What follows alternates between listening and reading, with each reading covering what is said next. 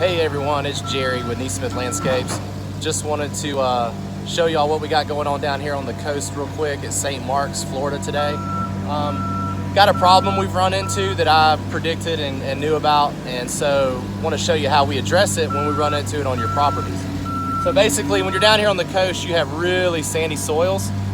So basically, you need to separate the sandy soils from your base.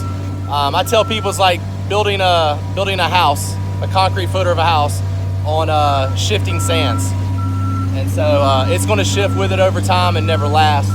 So basically, as you can tell right here, I mean, I can take this sand underneath here and I can just lift it up. So we can't put base on that. So what we do is we take this fabric. It's called a woven fabric. It's also known as a soil separator.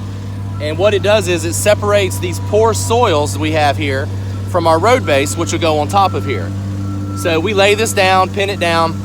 We're going to put 4 inches minimum of road base, then our sand, and then our pavers. What this will do is this will ensure that this project over time can stand up to the weather and the shifting of the soils and not sink or dip, and they'll have a great looking patio for years to come. Thanks a lot.